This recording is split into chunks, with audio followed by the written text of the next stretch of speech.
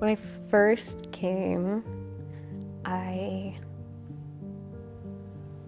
was really nervous.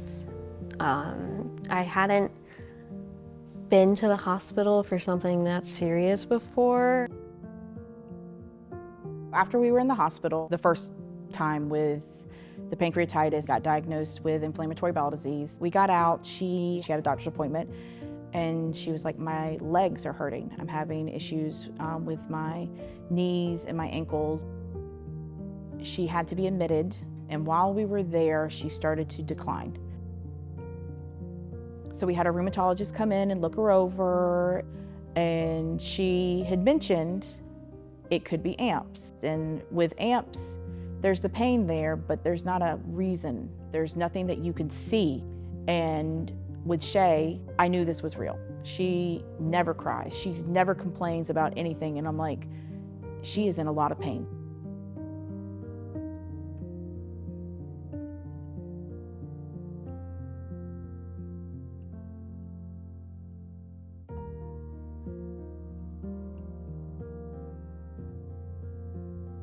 One thing about AMPS is our skin is really sensitive to touch, like with any part that has AMPS in it.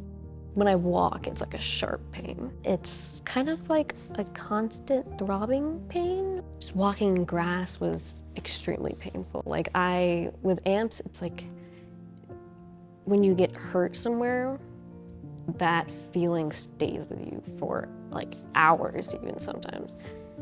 It took 3 days for me to go from walking, doing anything and everything that I needed to do, to not being able to get up by myself.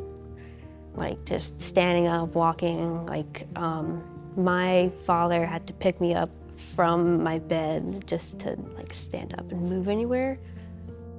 She was having to use a shower chair. I'm having to physically pick her up, put her in the shower. I'm having to wash her. I'm having to bathe her.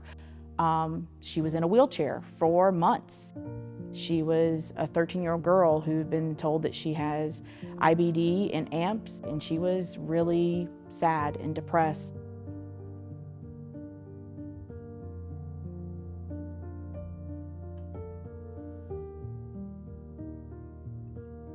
That first day, I was in a really bad mood. I just wasn't really nice to everybody. I was scared, but still everybody was very welcoming.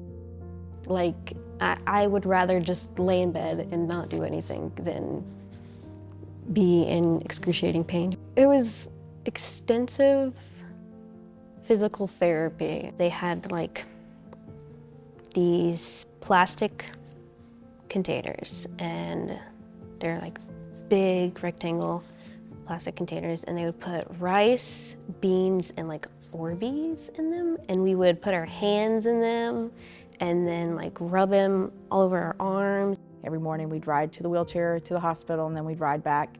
And then one day they said, all right, tomorrow, no chair. We're walking tomorrow. I'm like, you got this. She's like, I got this, Mom. And it just, she did great. I don't know, it was just, I'm like, wow, all this time away from the other kids, all this time away from home, it was for this. Like, this is why we're here. This is why we've been pushing you so hard every day. You're going to come back to yourself. You're going to be able to do all those things you used to do. It's happening. The AMPS clinic and all of its various parts was truly the perfect experience that we needed. She needed all of those parts together for her to heal and manage what she was going through. I really feel like they helped her see that it won't always be like this. There is a way that eventually you'll wake up and it won't be just excruciating pain. Obviously you'll have those days where you're like, I can't do this. I need to just lay down and relax for a few more hours and then get up and do stuff. The pain has gotten better. I can walk now. I can use the restroom, take showers and stuff like that. I can do that all by myself. But after the AMPS clinic, my mom, she started crying. She was like, we're a family again, we can do things now. And she was so happy. She's still so happy. Oh my gosh.